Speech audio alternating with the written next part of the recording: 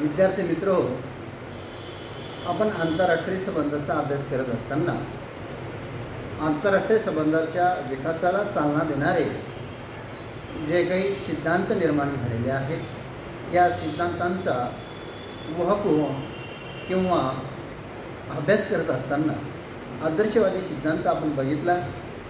आदर्शवादी सिद्धांत हा नैतिकता, विश्वरचना आणि मानवी अंगामध्ये जे काही चांगुलपणावर आधारित असलेला हा सिद्धांत होता। परंतु आज जागतिक परिस्थितीवर ते वास्तविक परिस्थिती जर अवलोकन केलं तर ही परिस्थिती आदर्शवादी सिद्धांत हा कितपत यशस्वी ठरला हा आजच्या काळामध्ये एक संशोधनाचा विषय त्या ठिकाणी राहिलेला आपल्याला दिसून येतो। पण या सिद्धांताला अलीकडील काळामध्ये अनेकदा अपयश आलेले किंवा वास्तविक काळामध्ये हा कमी पडलेला त्या ठिकाणी आपल्याला दिसून येतो। म्हणूनच यानंतर वास्तववादी सिद्धांताचा जन्म त्या ठिकाणी झालेला आपल्याला दिसून येतो। 20व्या शतकात आंतरराष्ट्रीय संबंधावरील पाश्चिमात्य निर्वचनाला सर्वाधिक प्रभावित करणारा आणि आंतरराष्ट्रीय संबंध या विषयातील अनेक आधुनिक सिद्धांतांना आणि दृष्टिकोनांना जन्म देणारा सिद्धांत म्हणजे वास्तववादी सिद्धांत हा होता।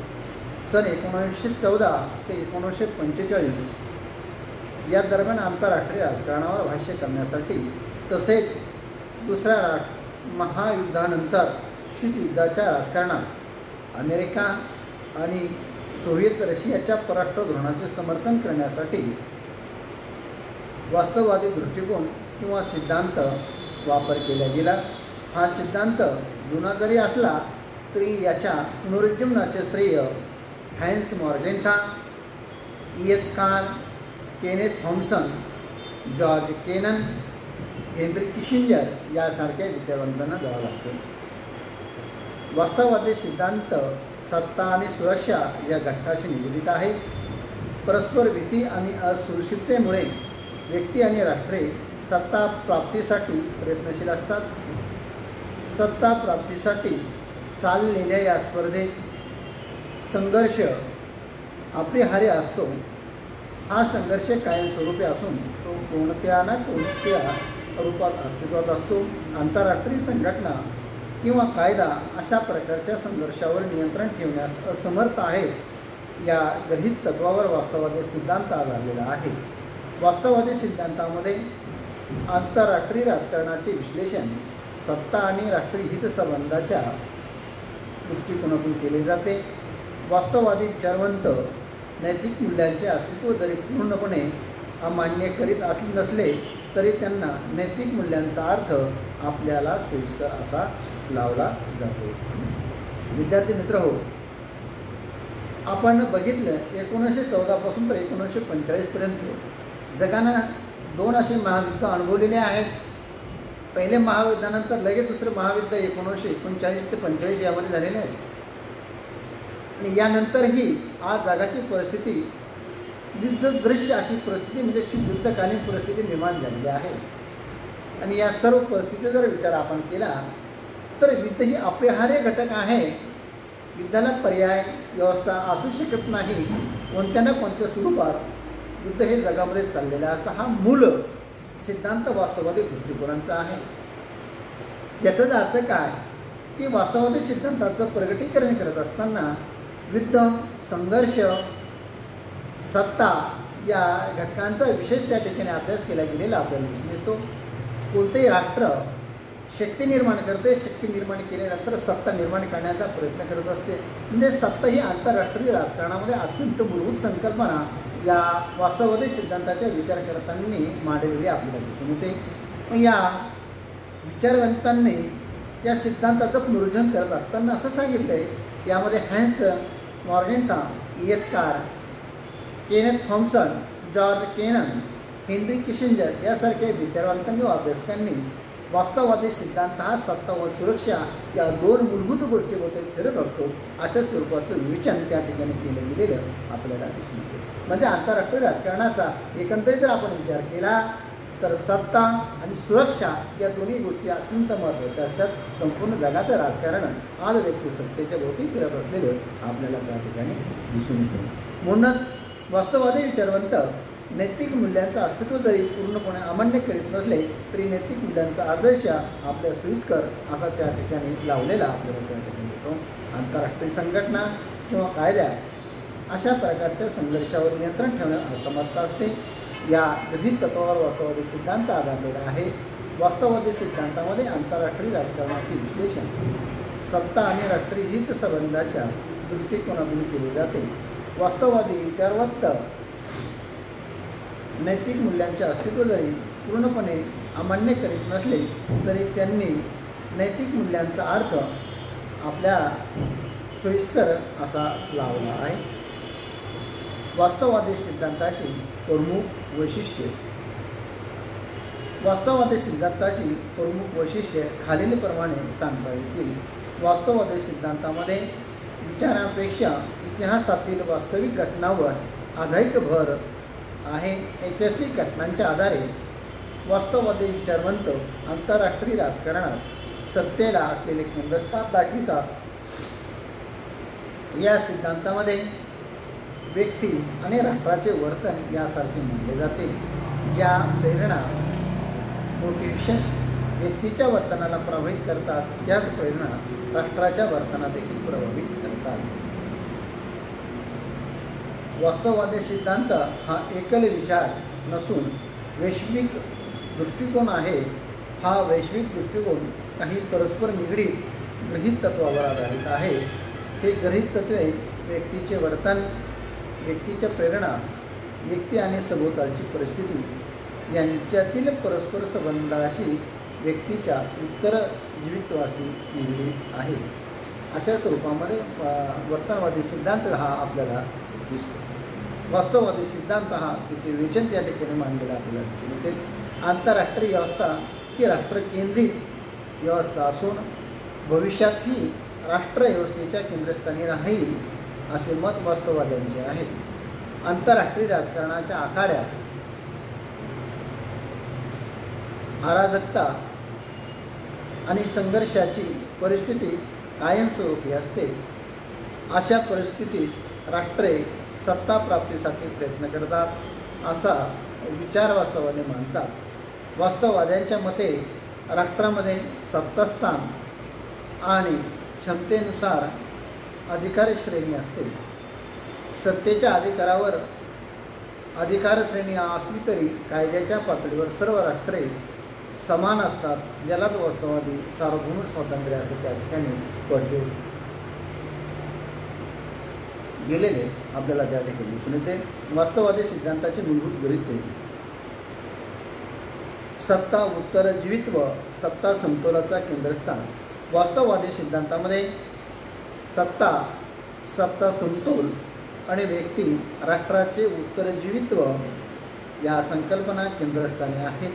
वास्तववादी विचारवंत सत्तेला साध्य आणि साधन मानतात. सत्ता प्राप्त करणे, ती वाढवणे ही राष्ट्राची प्रमुख उद्दिष्टे असून त्यासाठी साधन म्हणून सत्तेचा वापर केला जातो किंवा केला जावा अशी त्यांची भूमिका आहे. सत्ता व्यक्ती किंवा राष्ट्राच्या उत्तरजीवित्वासाठी आवश्यक आहे. राष्ट्रांना वाटणाऱ्या असुरक्षिततेतून राष्ट्रे सत्ता प्राप्तीकडे वळतात. सत्तेच्या आधारे इतर राष्ट्रांना धाक दाखवून संभाव्य आक्रमण रोखले जाते. यालाच प्ररोधन असे म्हणतो, ज्याचा अभ्यास आपण पुढे स्वतंत्रपणे करणार आहोत.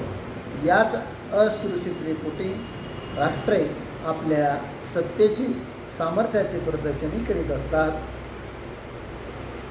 हॉलिवूडच्या अनेक चित्रपटांमधून अमेरिकेच्या सामर्थ्याचा विज्ञान, तंत्रज्ञान, संरक्षण क्षेत्रातील प्रगतीचे प्रदर्शन केले जाते. सत्ता प्राप्तीच्या राजकारणाचा भाग म्हणून राष्ट्रे शस्त्रीकरणावर, लष्करी करारावर, युती संघटना स्थापन करण्यावर भर देतात. सत्तेसाठी राष्ट्रामध्ये चाललेल्या या स्पर्धेत संघर्ष अटळ आहे. संघर्षावर नियंत्रणासाठी सत्ता समतोलासारखे मार्ग अवलंबले जातात.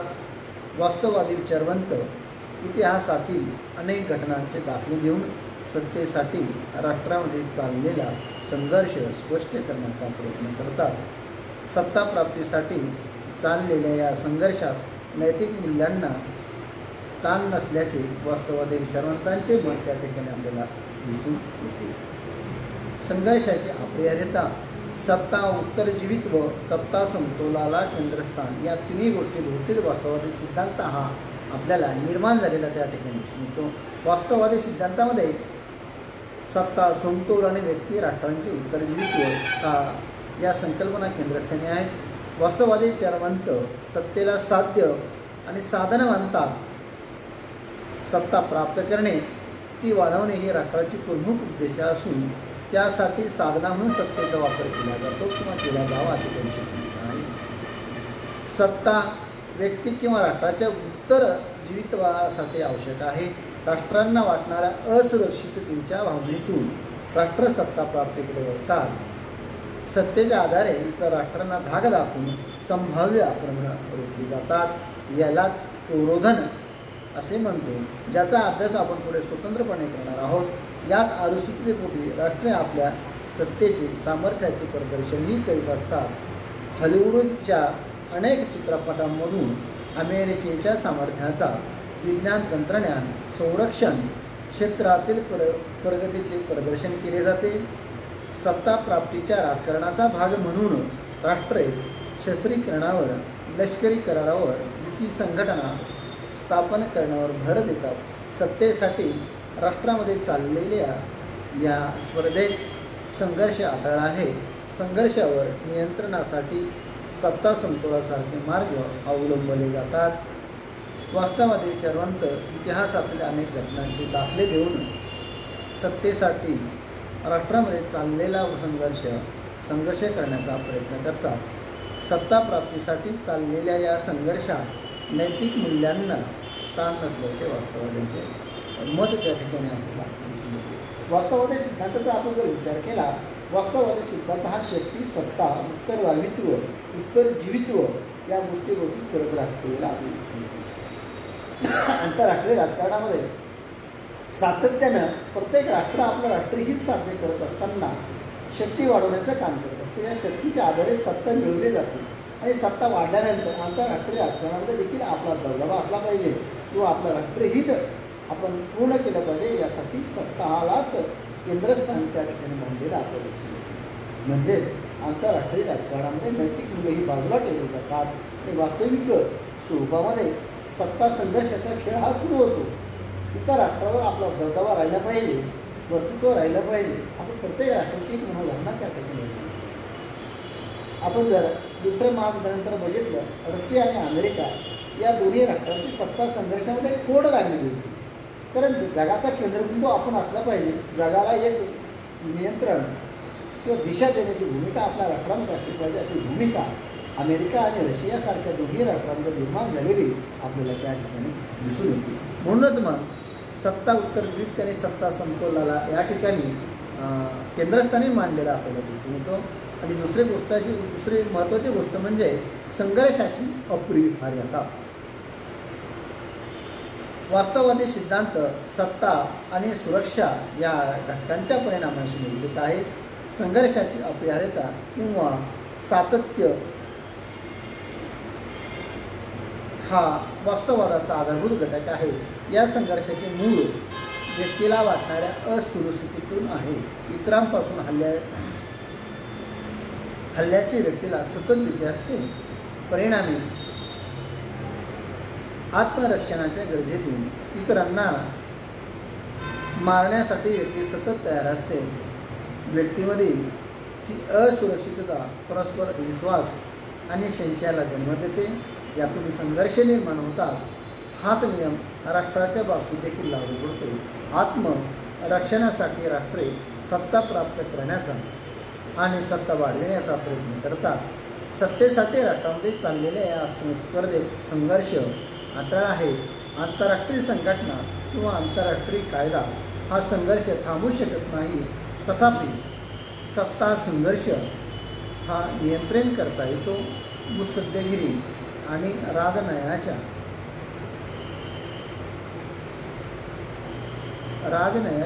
आधारे सत्ता संघर्षावर नियंत्रण ठेवणे शक्य आहे. सत्ता संघर्षावर नियंत्रण ठेवण्यासाठी हंस मॉर्गेनच्यूने 3 उपाय सांगितले आहेत.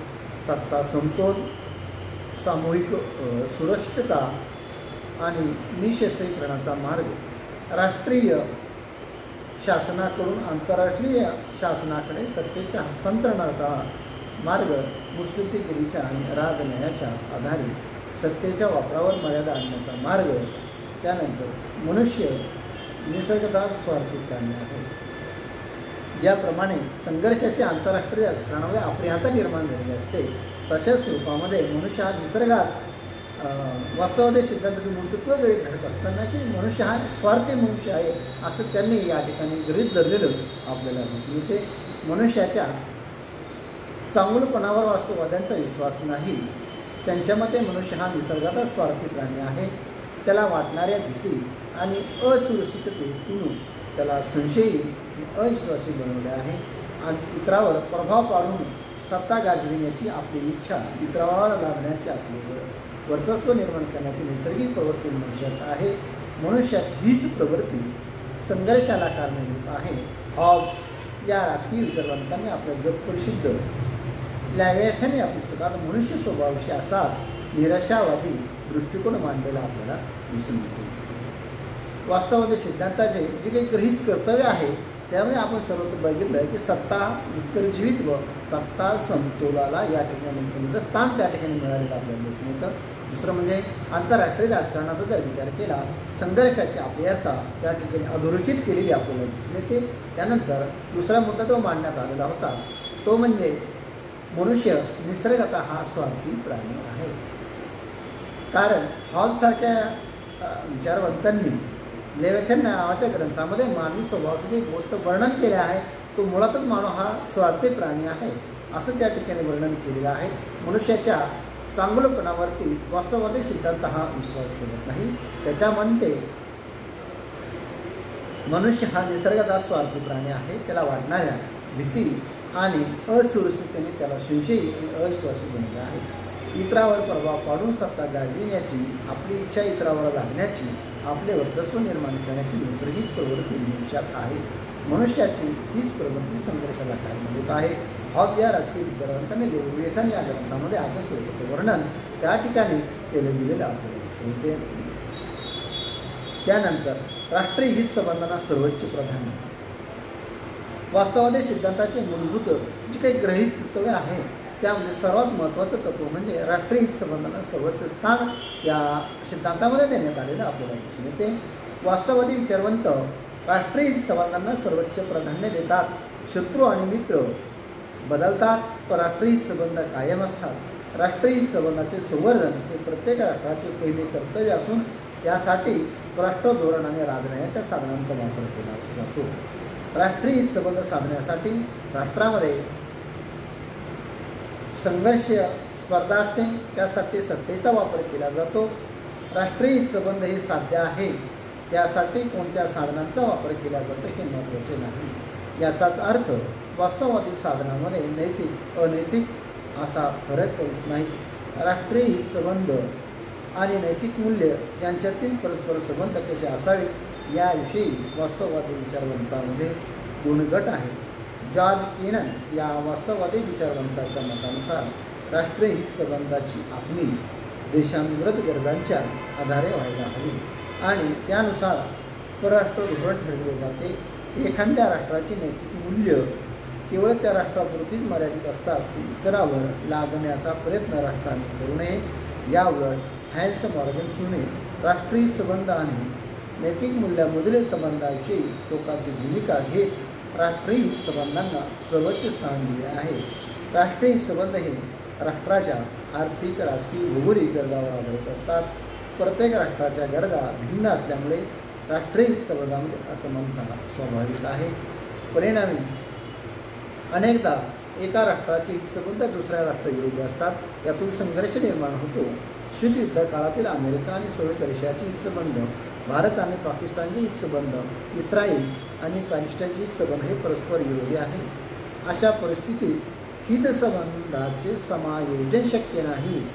राष्ट्रे आंतरराष्ट्रीय नैतिकतेचा स्वीकार करून इतरांच्या नैतिकतेला गृहीत धरून आपल्या हितसंबंधाची आखणी करतील किंवा आपल्या हितसंबंधाची मुरड घालतील अशी अपेक्षा करणे चुकीचे आहे, असं वास्तववाद्यांचे चित्र त्या ठिकाणी निर्माण झालेलं आपल्याला दिसून येते. एकंदरीत राष्ट्रीय हितसंबंधांना अत्यंत महत्त्वाचं स्थान वास्तववादी सिद्धांतांना दिलेले आहे किंवा आंतरराष्ट्रीय राजकारणामध्ये प्रत्येक राष्ट्र स्वतःचं राष्ट्रहित जोपासत असताना आपल्या राष्ट्रहिताला आड येणार नाही किंवा आपल्याच राष्ट्रहित कसं योग्य आहे आणि ते पूर्णत्व कसं करता येईल यासाठी सातत्यानं प्रयत्न करत असतात. त्यासाठी इतर राष्ट्रांच्या नैतिक वर्तन गृहीत धरता येत नाही. कारण आंतरराष्ट्रीय राजकारणामध्ये प्रत्येक राष्ट्र ही सर्वात जास्त महत्त्व जर कशाला देत असेल तर ते म्हणजे राष्ट्रीय हितसंबंधांना.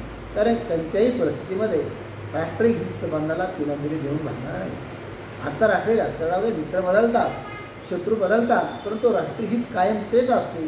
म्हणून राष्ट्रीय हिताची पूर्णत्व वाढ करणे हे आंतरराष्ट्रीय संबंधाच्या वास्तववादी सिद्धांताचं चित्रण त्या ठिकाणी मांडलेलं आपण दिसून येतं.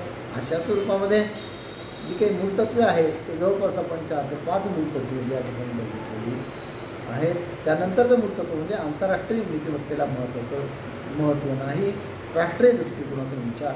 वास्तववादी विचारवंत आंतरराष्ट्रीय राजकारणाचा राष्ट्रीय दृष्टिकोनातून विचार करतात.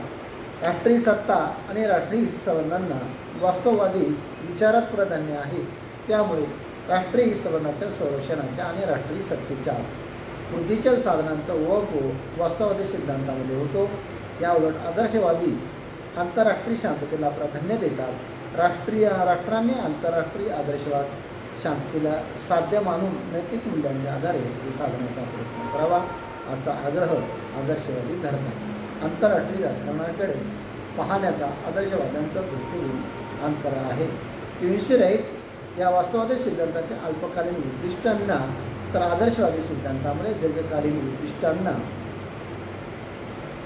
प्राधान्य आहे. आप्तकालीन उद्दिष्टामध्ये राष्ट्रीय हितसंबंधाचे संरक्षण तर दीर्घकालीन उद्दिष्टामध्ये आंतरराष्ट्रीय शांतता आणि सुरक्षिततेची निर्मिती यांचा समावेश होतो. वास्तववादी विचारवंतांच्या मते दीर्घकालीन उद्दिष्टासाठी अल्पकालीन उद्दिष्टांचा त्याग करता येणार नाही. अशा स्वरूपाचे आंतरराष्ट्रीय अभ्यासामध्ये वास्तववादी सिद्धांताचे मूलतत्वे त्या ठिकाणी आहेत. आंतरराष्ट्रामध्ये वास्तववादी सिद्धांत सत्ता आणि शक्ती ह्या 2 गोष्टी प्राधान्य करतात. सत्ता आणि सुरक्षा या 2 गोष्टी महत्त्वाच्या आहेत. त्याचबरोबर आंतरराष्ट्रामध्ये वावरत असताना आंतरराष्ट्रीयकरणामध्ये प्रत्येक राष्ट्र स्वतःच्या राष्ट्रहिताला अत्यंत महत्त्वाचे स्थान त्या ठिकाणी देतात. आणि आंतरराष्ट्रामध्ये याचबरोबर नैतिकता याला महत्त्व नाही आहे. नैतिक गोष्टी त्या ठिकाणी पाळून काही फायदा होत नाही. सर्वतोपरी सत्तेच्या अधीन राहून प्रत्येकाने काम केलं पाहिजे अशा स्वरूपाचा वास्तववादी सिद्धांताची मूलतत्वे त्या ठिकाणी मांडलेली आपण दिसून येतात. उद्या आपण वास्तववादी सिद्धांत म्हणजे काय आहे, त्याचं स्वरूप कशा स्वरूपाचं आहे ते समजून घेणार आहोत. आजच्या या प्रकाशिकेमध्ये आपण मूलतत्वांचं त्या ठिकाणी अभ्यास केलेला आहे. सर्वात महत्त्वाचं मूलतत्व म्हणजे सत्ता. आंतरराष्ट्रीय कारणामध्ये सत्तेला अत्यंत महत्त्वाचं स्थान आहे. सत्ता आणि सुरक्षा ह्या 2 गोष्टी आंतरराष्ट्रीय राजकारण त्या ठिकाणी करत असते. त्याचनंतर आंतरराष्ट्रीय राजकारणामध्ये नैतिकता पाळून जमत नाही तर आपलं राष्ट्रहित त्या ठिकाणी सर्वोपरी वरिष्ठ असतं आणि राष्ट्रहित हेच कायमस्वरूपी असतात. त्या राष्ट्रहित पूर्ण करण्यासाठी आपण प्रयत्न केले गेले पाहिजे असे स्वरूपाचं मत आंतरराष्ट्रीय राजकारणामध्ये वास्तववादी सिद्धांतांना मांडलेल्या त्या ठिकाणी आपल्याला दिसून येतं. आजच्या या तासिकेमध्ये आज आपण इथं थांबूया. नंतरच्या तासिकेमध्ये आणि वास्तववादी सिद्धांत नेमकं काय आहे, त्याचं स्वरूप कसं आहे, त्याचं परीक्षण देखील आपण करणार आहोत. तत्पूर्वी आज आपण थांबूया. सर्वांचे मनपूर्वक